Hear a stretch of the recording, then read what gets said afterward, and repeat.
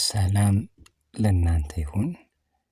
ዛሬ እንግዲህ በጣም ልቤን ነካኝን አንድ ትምህርት ጌታ ያስተማረኝን ላካፍላችሁ ወደድኩኝ። በጣም ድንቅ ትምህርት ነው። በጣም ነው ልቤን የነካኝ።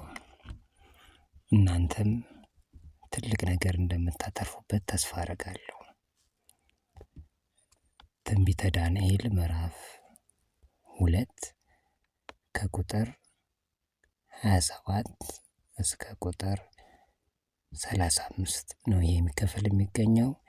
ከዚህ በፊት ግን ወደ ላይ ንጉስ ናቡከደነጾር ህልም ያያል። ህልም ካየ በኋላ ያየውን ህልም ይረሳዋል። ከዛን ጠንቋዮችን ምናምን ሰብስቦ ማለት ነው ያየሁትን ህልም ካልነገራችሁኝ አለ። ቢሉ አልመጣላቸው። በኋላ ላይ ንጉሥ ሆይ ቢያንስ እንኳን እንትኑን ጨረፍቷን ያህል እንኳን አይነት ነገር ንገረን፣ ከዛን እንላለን አሉት። በፍጹም አይሆንም አላቸው። ንገሩኝ አቃታቸው። ከዛም በኋላ ላይ እንግዲህ ኢየሱስ ጌታ ነው፣ ዳንኤል ተገኘ፣ የአምላክ መንፈስ ያለበት። ከዛን ዳንኤል ጋር ሲመጣ ደግሞ ዳንኤል ምን ቢል ጥሩ ነው? ምንም ችግር የለውም አለ። ኢየሱስ ጌታ ነው። የእግዚአብሔር መንፈስ ያለበት ሰው ኮንፊደንሱ ከፍ ያለ ነው። ኢየሱስ ጌታ ነው። እና እንትኑ እንደዚህ ነው እንግዲህ ህልሙን እንዴት እንደነገረውና ዳንኤል በአጠቃላይ ንጉሱ ፊት ቀርቦ ስላለው ነገር ከቁጥር 27 እስከ ቁጥር 35 በመጠኑ ይገልጸዋል። ግን በጣም የሚገርም ክፍል ነው። እኔም ልቤ ላይ ሲመላለስ የነበረውንም በዛው ነግራችኋለሁ። ዳንኤልም እንዲህ አለ፣ አንድም ጠቢብ አስማተኛ፣ ጠንቋይም ሆነ ቃላተኛ ንጉሱ የጠየቀውን ምስጢር መግለጥ የሚችል የለም። ነገር ግን ምስጢርን የሚገልጥ አምላክ በሰማይ አለ። እርሱም በሚመጡ ዘመናት የሚሆነውን ነገር ለንጉሱ ለናቡከደነጾር ገልጧል። በአልጋ ላይ ተኝተ ሳለ በአእምሮ የነበረው ህልምና ራእይ ነው። ንጉሥ ሆይ ተኝተ ሳለ አእምሮ ወደፊት ሊሆን ስላለው ነገር ያሰላስል ነበር። ሚስጥርን ገላጭ የሆነውም ወደፊት የሚሆነውን ነገር አሳየ። የሚስጥር ለእኔ የተገለጠው ከሰው ሁሉ ይልቅ ታላቅ ጥበብ ስላለኝ አይደለም። ነገር ግን ንጉሥ ሆይ አንተ ትርጉሙን እንድታውቅና በአእምሮ ታሰላስለው የነበረው ነገር ምን እንደሆነ ትረዳ ዘንድ ነው። ንጉሥ ሆይ በፊት ለፊትህ ግዙፍ የሆነ የሚያብረቀርቅና የሚያስፈራ ታላቅ ምስል ቆሞ አየ። የምስሉ ራስ ከንጹሕ ወርቅ፣ ደረቱና ክንዶቹ ከብር፣ ሆዱና ጭኖቹ ከናስ የተሰሩ ነበሩ። ቅልጥሞቹም ከብረት፣ እግሮቹም ከፊሉ ከብረት ከፊሉም ከሸክላ የተሰሩ ነበሩ። ይህን በመመልከት ላይ ሳለ አንድ ድንጋይ የሰው እጅ ሳይነካው ተፈንቅሎ ወረደ። ከብረትና ከሸክላ የተሰሩትን የምስሉን እግሮች መታቸው፣ አደቀቃቸው። ወዲያውም ብረቱ፣ ሸክላው፣ ናሱ፣ ብሩና ወርቁ ተሰባበሩ። በበጋ ወራት በአውድማ ላይ እንደሚገኝ እብቅም ሆኑ። ነፋስም አንዳች ሳያስቀር ጠራረጋቸው። ምስሉን የመታው ድንጋይ ግን ታላቅ ተራራ ሆነ፣ ምድርንም ሞላ። ያነበብኩላችሁ ክፍል እንግዲህ ዳንኤል ትንቢተ ዳንኤል ምዕራፍ 2 ከቁጥር 27 እስከ ቁጥር 35 ነው። ክብሩን ኢየሱስ ክርስቶስ ይውሰድ። እና እንግዲህ እዚህ ክፍል ላይ በጣም ልቤን ተች ያደረገኝ ክፍል ምንድን ነው? አንድ ነገር ለካ ረጅም ዕድሜ ስላስቆጠረ መቼም ቢሆን አይገረሰስም ማለት አይደለም። ለብዙ ዓመታት ውሸት ሆኖ ከጊዜ ብዛት የተነሳ እውነት የመሰለው ነገር መቼም አይንቀሳቀስም የተባለው ነገር ጥንጥ የመሰለች እውነት ልትገረሰሰው ትችላለች። እንግዲህ ለረጅም ጊዜ የተከመረ ነገር ነው። እንግዲህ ማንም ሊገርሰው አይችልም የተባለ ነገር ነው። ያቺ ድንጋይ ተፈንቅላ መታ እንግዲህ ያኛውን ከተለያየ ከወርቅ ከሸክላ ከምን በከናስ ከተለያየ ነገር የተሰራውን ያን ምስል ትልቅ ግዙፍ የነበረውን አደቀቀችው። በኋላ ላይ እሷ ምድርን ሁሉ ሞልታ ተራራ ናገለች። አያችሁ፣ አንዳንድ አስተምህሮ አለ ምድራችን ላይ ማለት እኔ ከተረዳሁት አንግል ተርጉሞ እዚህ ጋር ዳንኤል የህልሙን ትርጉም ሲተረጉም ያስረዳው ነገር አለ እና ይህ ክፍል ያለበትን ቦታ ራሱ እኔም አላወቅኩትም ነበር። ከዚህ በፊት ከተማርኩት አንጻር ትዝ ይለኝ ነበር። በቃ ዛሬም ላይ በጣም ይመላለስ ነበር። እስቲ ይህ ክፍል የቱ ጋ ነው ምናምን ብዬ ነው ስፈልግ ዳንኤል ላይ ያገኘሁት። ማለት በጣም በአእምሮዬ ላይ ሲመላለስ ጌታ ምን ሊያስተምር የፈልጎ ነው። ይህን ክፍል ሳላገኘው ግን በኋላ ላይ ጌታ ያስተምረኝ ነበር በመንፈስ እና ያስተማሪ ምንድን ነው? ትልቁን ምስል ተፈንቅላ የመጣች ከላይ የመጣችው ትንሿ ድንጋይ አፈረሰችውና በኋላ ላይ እሷ ምንም ያልተቀላቀለ እነዛ ተቀላቅለው ነው ወርቁ ሸክለው ተቀላቅለው ነው ምስል ያደረገው።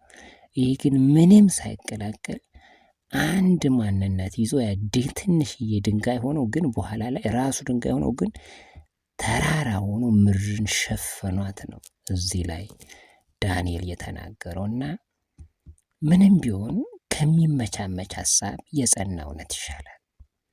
እውነትን የያዘ ሰው መቼም ቢሆን አይወድቅም። መቼም ብዙ ዓመት አስቆጥረሃል ማለት ልክ ነህ ማለት አይደለም። በምድራችን የተለያዩ ብዙ ዓመታት ያስቆጠሩ ነገስታቶች አሉ። ግን የሆነ ነገር የሆነ እውነት ይዞ የመጣ የሆነ አንድ አካል ግን ሲያፈራርሳቸው ታያላችሁ። አሁን ለምሳሌ ከዚህ በፊት አፄ ኃይለሥላሴ 40 ምናምን ዓመት ገዝተው መንግስቱ ይዞ መጣ። የእሳቸውን ደካማ ፓርቲ ያዘና ያችን በዛች እውነት 40 ምናምን ዓመት ዜሮ አስገባላቸው። ከዛን ከመንግስቱ ደግሞ ይህ ወያኔ መጣና የመንግስቱን ደካማ ጎን ተናግሮ ወያኔ ያዘው። ወያኔ ደግሞ 27 ዓመት ገዛና እና አብይ መጡና ሸኙት። አሁን እንግዲህ አብይ ህልም አለኝ ራዕይ አለኝ ብሎ እስካሁን ቀጥላል ማለት ነው። 7 ዓመት ሆኖታል ማለት ነው። እና ነገስታት ሄዳሉ ይመጣሉ። ብቻ ምንድን ነው የሚያስፈልገው? የዛን ነገር ምን ማድረግ ደካማ ጎን፣ የዛን ደካማ ጎን ደግሞ መቀልበስ የሚችል እውነት ይዘህ ከተነሳ አንተ ታሸንፋል። የስ አሁን መንግስቱ እግዚአብሔር የለም ብሎ ያስብ ነበር። ከዛን እነመለስ ደግሞ እግዚአብሔር እንዳለ እንደውም ባለ ሰማ መለስ ፕሮቴስታንት እንደሆነ ነው የሰማሁት። እና ክርስቲያኖች ክርስትና ኒባስ ፕሮቴስታንት የሚባለው እምነት በጣም ገንፍሎ በጣም ፈንድቶ የተነሳው በወያኔ ጊዜ ነበር። እና በዚህ ጊዜ እየጨመረ ቁጥራቸው ራሱ ይኸው በጣም ከኦርቶዶክስና ከሙስሊም ጋር ኦልሞስት በቃ ፉክክር ላይ በጣም እያደገ ያለ እንትን ነው። እና በደርግ ጊዜ በጣም ትልቅ ጫና ግፍ የነበረበት ጊዜ ነው። በኋላ ላይ እግዚአብሔር እንደዚህ ያደርግ እውነት ይዞ መነሳት። ሌላው ነገር ደግሞ አንዳንድ ሃይማኖቶች 100 ዓመት አስቆጠሩ፣ ይህን ያህል ዓመት አስቆጠሩ ምናምን። የሃይማኖት ቆይታ አይደለም ዋናው። ዛሬም የሚነሳ ሃይማኖት ይሁን ዋናው ሪል እውነት የያዘ ይሁን እንጂ ያሸንፋል። ምን አለ? እነዚህ ሰዎች ከእግዚአብሔር ከሆኑ ልታሸንፏቸው አትችሉም ማለት ይገርም ነው። ከእግዚአብሔር ካልሆኑ በራሳቸው ጊዜ ይጠፋሉ፣ እንደ ሐረግ ይሆናሉ። ሀረግ ረጅም ይምዘገዘግና ልክ ፀሐይ ሲበዛበት ጥውልቅ ብሎ ይጠፋል። የሆነ ነገር እድሜ ስለጨመረ ስላበዛ አይደለም። ሪል ፒውር እውነት ይዞ የመጣ የትኛውም አካል በውሸት ራሱን ከገነባው ይልቅ የበረታ ነው። ስለዚህ ሁልጊዜ እውነት ትሩዝ ይዛችሁ ተንቀሳቀሱ። የእናት አባቴ እምነት አትበሉ። የእናት አባቴ እምነት ምናምን እንዴ! እሺ እናት አባታችሁ ያን እምነት ተከተሉ። በህይወታቸው ላይ ምን ጠብ ያለ ነገር አለ? ምንም ከሌለ እናንተ ጋር ምን ይሰራል? ስለዚህ ስለዛ እምነት ዲፕሊ ማወቅ አለባችሁ። የእናት የአባቴ እምነት አያድንም። የሚያድነው ፒውር እውነት ያለው በቃ። እኔ አሁን ማንም ሰው ስለ ክርስቶስ አምላክነት ቢነግረኝ አምነዋል። ምክንያቱም ክርስቶስ እውነት ነው። እኔ እውነት፣ መንገድ፣ እውነት፣ ህይወት፣ መንገድ እኔ ነኝ አለ። እውነት አሁን የጸና እውነት ማን ነው? ኢየሱስ። የመሰረት ድንጋይ ማዕዘን ማን ነው? ኢየሱስ። ስለዚህ ሰው ግን ከክርስቶስ ውጪ ኔጌቲቭ ነገር እየተናገር ለምን ብዙ ሺህ ዓመት ለምን አይቆይም? ለእኔ ያኛው ሃይማኖት ሳይሆን ፍልስፍና ነው። ስለዚህ አንድ ሃይማኖት ረጅም ዓመት አስቆጠረ የሚባል ታሪክ የለም። ቢሆን ራሱ እውነት ከሌለው ውሸት ነው። አይታችኋል። ከናስ ከሸክላ ከብር ከምን የተወቃቀረ ምስል ጥንጥዬ ድንጋይ መታ እሱን አፈረሰችውና ከዛን ያኛው ንፋስ እንደውም መጥቶ ጠራርጎ ወሰደው። የውሸት መጨረሻ ነው። ስለዚህ ሁላችሁም ሃይማኖታችሁን መርምሩ። እንስሳት አይምሮ አላቸው ብዬ አምናለሁ። ሰውም አይምሮ አለው። ነገር ግን ሰውና እንስሳት የሚለዩት የሆነ ፐርሰንት አይምሮ አላቸው። እንስሳት ብናስተምራቸው ይሰለጥናሉ። ሰው ግን ከነሱ የሚለየው ሰው መንፈስ አለው። ሰው ከሶስት ነገሮች ውጤት ነው። መንፈስ፣ ነፍስ፣ ከሶስት ነገሩ ውጤት ነው ሰው። አሁን በዚህ ምድር ላይ ያለው ሰው እንስሳት ሁለት ብቻ ነው፣ ነፍስና ስጋው። ስለዚህ በቃ ጠፉ ነው። ሰው ግን ከሞተ በኋላ ራሱ መንፈሱ ስለማይሞት የሆነ ቻንስ አለው። ስለዚህ እኛ አይምሮ አለን። የእናት አባቴ እምነት ሳይሆን ያ እምነት ልክ ነው ወይ? እናትና አባቴ ምን አተረፉበት? ሰማይ ስንሄድ ደግሞ እንጠየቃለን። እያንዳንዱ ሰው ይጠየቅበታል። ስለዚህ እምነታችሁን ሁላችሁም ዞር ብላችሁ መፈተሽ አለባችሁ። ዞር ብላችሁ እናንተ ሰው ናችሁ እንጂ በግ አይደላችሁ። እምነታችሁ አንድ እምነት 3000 4000 1000 ዓመት አስቆጠርን ነው። ምንም ዋስትና የለውም። የአንድ እምነት ዋስትና እውነት ብቻ ነው። ያ እውነት ነው የሚያስገባው። እውነት ህይወት መንገድ ደግሞ ማን ነው? ኢየሱስ። አንድ እምነት በክርስቶስ ላይ የጸና እምነት ከሌለው ያ ሃይማኖት ለእኔ ሃይማኖት አይደለም። ስለዚህ ትንሽ የምትመስለዋ እውነት ትልቅ ተራራ ሆና ትገለጣለች፣ ምድርን ሁሉ ትሸፍናለች።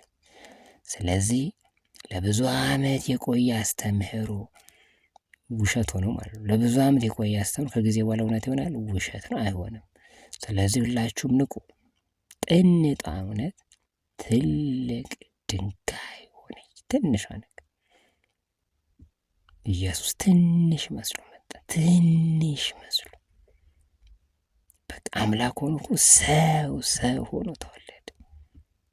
የፈጠረውን ሰው ኢየሱስ ነው ሰውን የፈጠረው፣ ሰው መስሎ ወረደ። አሁን እኮ አንዳንዶች በኢየሱስ ላይ ሾፋሉ። እሱ እኮ አምላክ አይደለም፣ እሱ ፍጡር ነው ምናምን ይላሉ። ይህን ያህል ያኔ እኮ ቢዋረድ እኮ እሺ፣ ግን አሁንም ግን የተለያዩ ቤተ እምነቶች ያዋረዱታል። እሱ ፍጡር ነው ይሉታል፣ እሱ ምንም አያመጣም ይላሉ። በቃ ማለት እኔ አንዳንዴ ይገርመኛል። ስለዚህ ሰው ያኛው ሃይማኖት በክርስቶስ ላይ በኢየሱስ ላይ ምን አይነት አቋም አለው ብሎ ቆም ብሎ ማየት ጥሩ ነው። አንዳንድ ቤተ እምነት እንትንን ይሄ ምንድን ነው መላእክትን እንትን የሚሉ አሉ። መላእክትን ደጋግመን እነሱ ይረዱናል። ዋናውን ሳታከብር እንዴት ነው መላእክት የሚታዘዙልህ? መላእክት እኮ የእግዚአብሔር ታዛዦች እኮ ናቸው። እግዚአብሔር እንደነዳቸው ነው የሚሄዱት፣ አንተ ስላዘዝካቸው አይደለም። ሰው በኢየሱስ አምኖ ሲድን ለዛ ሰው መላእክት ይታዘዙ። ለምን? መንፈስ ቅዱስ በዛ ሰውዬ ውስጥ ስላለ። ግን ለዛ ሰውዬ የሚታዘዙት መቼ ነው? መንፈስ ቅዱስ እንዲያርጉ ሲላቸው ነው። ያ ሰውዬ እንዲሆኑ ምናምን ስላለ አይደለም። አንዳንዴ በሞኝነት እንደዛ የምናደርገው አለ። ኖ እነሱ ከኛ በላይ ፓወርፉል ናቸው። አንተ ፓወርፉል የሆነ አካል እንዴት ታዟለህ? አታዙ። ስለዚህ ምን መሆን አለብህ? የእሱን በእጥፍ የሚበልጠውን ያን እንደፈለገ ከሚያሽከረክረው አካል ጋር መስማማት አለብህ። ከእግዚአብሔር ጋር ተስማማ፣ ሰላምም ይሆንልሃል ነው የሚለው። ነገሮች እንዲሳኩልን፣ መላእክት እንዲታዘዙልን፣ ሁልጊዜ በስኬት በተድላ በመልካም ሰላም መኖር ትፈልጋለህ? ከመንፈስ ቅዱስ ጋር መስማማት ነው የሚያዋጣው። እሱ የሰጠክ ትንሿ እውነት አንተን ትልቅ ታደርጋለህ። ብቻ በውሸት ማደግ አትፈልግ፣ በአቋራጭ መበልጸግ አትፈልግ። መንፈስ ቅዱስ በአጭሩ በአቋራጭ በልጽግ ብሎ የሆነ ቻንስ ከሰጠ በቃ እውነት ስለሆነ በቃ ያንተን ሀብት ማንም እንትን ያለ። ግን ከሆሊ ስፒሪት ውጭ በሆነ ምናምን ነገር እበለጽጋለሁ ይሳካልኛል ብለህ አታስብ። ነገ ትወረዳለህ። ሰይጣን መውሰድ ነው ስራው። ቢሰጥ ራሱ እጥፍ አድርጎ ሊወስድብህ። ስለዚህ ተጠንቀቅ። ስለዚህ ትንሿ እውነት ትልቅ መሆን ትችላለች። አንተ ያዝከው እውነት ከክርስቶስ ጋር ይስማማል ወይስ አይስማማ? እውነት ክርስቶስ ብቻ ነው። ከክርስቶስ ውጭ እውነት ይዣለሁ ብትል አይሰራም። ኢየሱስን ሳታከብር ቀርተ ጂሆቫ እግዚአብሔር አብ ብትል ምንም ይፈጠር ነገር የለም። ኢየሱስን ኢግኖር አድርገ መንፈስ ቅዱስ ብትል መንፈስ ቅዱስ በአንተ ውስጥ ሊሰራ አይፈልግም። ምክንያቱም ዋናው ማን ነው? ኢየሱስ ራሱን አዋርዶ መጣ። አብ የሚወደው ኢየሱስን ነው። አብ እኮ እኛን የሚያቀን እኮ በክርስቶስ ምክንያት የምትታወቅበትን ትተህ በአቋራጭ ተቀባይነት የለም። ስለዚህ መንገዱ ማንኛል እኔ ነኝ አለ ኢየሱስ። ስለዚህ መንገድ ከሆነው ጋር መስማማት ነው ብራዘር። እውነት ኢየሱስ ነው። ኢየሱስን የያዘ ሰው ደግሞ አይጠፋ። ስለዚህ እውነቱን ይዘ በእውነት መመላለስ። ከዚህ እውነት ውጭ ይዘ እውነት ነው ምትል ትበላለህ ብራዘር፣ ትበላለህ። ስለዚህ ዌካፕ ያቺ ትንሿ ድንጋይ ያንም ያህል በድብልቅ ማቴሪያል የተሰራውን በቅይጥ ማቴሪያል የተሰራውን ያን ግዙፍ ምስል ድባቅ አርጋ እንደ አመድ ነፋስ እንዲወስደው እንዳደረገው አንተ ያቺ ትንሿን እውነት ያዝ። ያቺ ትንሿ እውነት አንተ ትልቅ ታደርጋለች። ኢየሱስ ክርስቶስ ጌታ ነው። ትልቅ ኢየሱስ ነው። እሱን ያስክ ማለት ኤቭሪቲንግ ለአንተ ይታዘዝላል። ክብር ለኢየሱስ ይሁን። እኔ ውስጥ አለ መንፈስ ቅዱስ አለ። ለምን መንፈስ ቅዱስ ያለው? የኢየሱስ አማኝ ስለሆንኩ። አብ ለምንድን ነው የሚወደኝ? የኢየሱስ አማኝ ስለሆንኩ። ኢየሱስ ሳይመጣ በፊት እግዚአብሔር አብ ዓለምን ሁሉ እንዲሁ ነበር የወደደው። ኢየሱስ ሲመጣስ እንዲሁ አይደለም። በክርስቶስ ያሉትን ነው የሚወደው። ስለዚህ የያዛችሁት እውነት ከኢየሱስ ጋር ይስማማል ወይስ አይስማማም ብላችሁ ቆም ብላችሁ ማየት። አንድ እምነት ረጅም ዓመት አንድ ሃይማኖት ረጅም ጊዜ ስለቆየ ልክ ነው ማለት አይደለም። በክርስቶስ መመርመር አለባችሁ። ከክርስቶስ ውጪ ወደ ውጭ ራስ ያንስበታል፣ ማጥፋት። ከክርስቶስ ውጭ ያለ ነገር ሁሉ ኢግኖር ማድረግ አለባችሁ። ስለዚህ ሰማይ የምትጠየቁት የሆነ ሃይማኖት ቡድኖች አይባልም፣ በየግል ነው። በግል ስትጠየቁ ምን ትመልሳላችሁ? ስለዚህ ሁላችሁም ቆም ብላችሁ ማየት አለባችሁ። በክርስቶስ የግድ ማመን አለባችሁ። እሱ ብቻ ነው እውነት። አብ መሰከረለት፣ መንፈስ ቅዱስ መሰከሩለት። እሺ ከዚህም አልፎ መላእክት መሰከሩለት፣ ቅዱሳን ሰዎች መሰከሩ። ስለዚህ ይህን ማገናዘብ አለባችሁ ለማለት ፈልጋለሁ። ያው ከተረዳሁት በመጠኑ ላካፍላችሁ ብዬ ነው። ስለሰማችሁኝ እጅግ አድርጌ አመሰግናለሁ። በጣም ነው የምወዳችሁ። በክርስቶስ ፍቅር በጣም ነው የምወዳችሁ። ኢየሱስ ክርስቶስ ዘመናችሁን ይባርክ። በጌታ በኢየሱስ ሁላችሁም ተባረኩልኝ። ተባረኩ። የኢየሱስ አዳራሽ በኢየሱስ የሚያምን ሁሉ ለዘላለም አይጠፋም። ኢየሱስ ክርስቶስ ጌታ ነው። የኢየሱስ አዳራሽ የዩቲዩብ ቻናልን ሁላችሁም ፎሎ በማድረግ ከኛ ጋር አብራችሁ እንድትሆኑ ለመጋበዝ ፈልጋለሁ። ኢየሱስ ክርስቶስ ሁላችሁንም ይባርክ።